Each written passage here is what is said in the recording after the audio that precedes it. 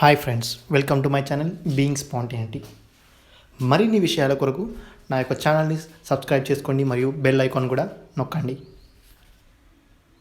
At 4 a.m. on March 28, 1979, the worst accident in the history of the U.S. nuclear power industry begins when a pressure valve in the Unit 2 reactor at 3 Mile Island fails to close.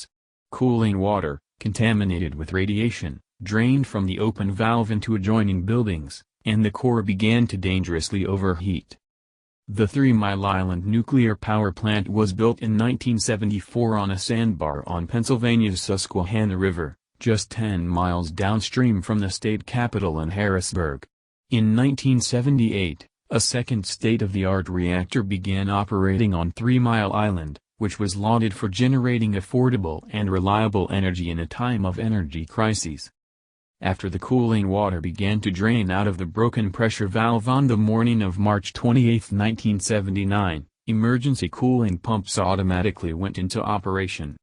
Left alone, these safety devices would have prevented the development of a larger crisis. However, human operators in the control room misread confusing and contradictory readings and shut off the emergency water system. The reactor was also shut down, but residual heat from the fission process was still being released.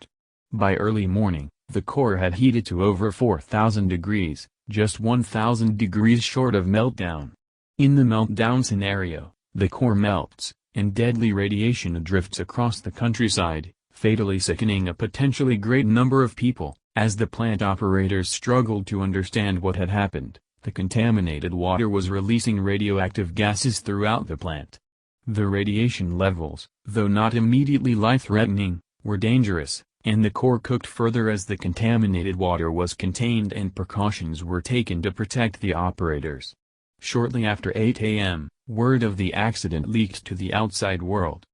The plant's parent company, Metropolitan Edison, downplayed the crisis and claimed that no radiation had been detected off plant grounds, but the same day inspectors detected slightly increased levels of radiation nearby as a result of the contaminated water leak. Pennsylvania Governor Dick Thornburgh considered calling an evacuation. Finally, at about 8 p.m., plant operators realized they needed to get water moving through the core again and restarted the pumps. The temperature began to drop, and pressure in the reactor was reduced. The reactor had come within less than an hour of a complete meltdown. More than half the core was destroyed or molten, but it had not broken its protective shell, and no radiation was escaping. The crisis was apparently over. 2 days later, however, on March 30th, a bubble of highly flammable hydrogen gas was discovered within the reactor building. The bubble of gas was created 2 days before when exposed core materials reacted with superheated steam. On March 28th, some of this gas had exploded, releasing a small amount of radiation into the atmosphere. At that time, plant operators had not registered the explosion, which sounded like a ventilation door closing. After the radiation leak was discovered on March 30th, residents were advised to stay indoors. Experts were uncertain if the hydrogen bubble would create further meltdown or possibly a giant explosion, and as a precaution Governor Thornburgh advised pregnant women and preschool-aged children to leave the area within a 5-mile radius of the 3 Mile Island facility until further notice. This led to the panic the governor had hoped to avoid. Within days, more than 100,000 people had fled surrounding towns.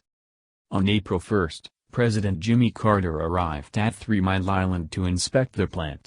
Carter, a trained nuclear engineer, had helped dismantle a damaged Canadian nuclear reactor while serving in the U.S. Navy. His visit achieved its aim of calming local residents and the nation. That afternoon, experts agreed that the hydrogen bubble was not in danger of exploding. Slowly, the hydrogen was bled from the system as the reactor cooled.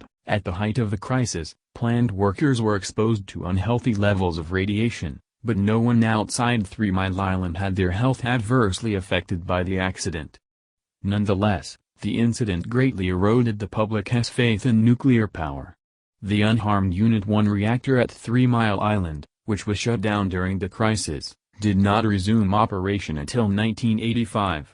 Cleanup continued on Unit 2 until 1990, but it was too damaged to be rendered usable again.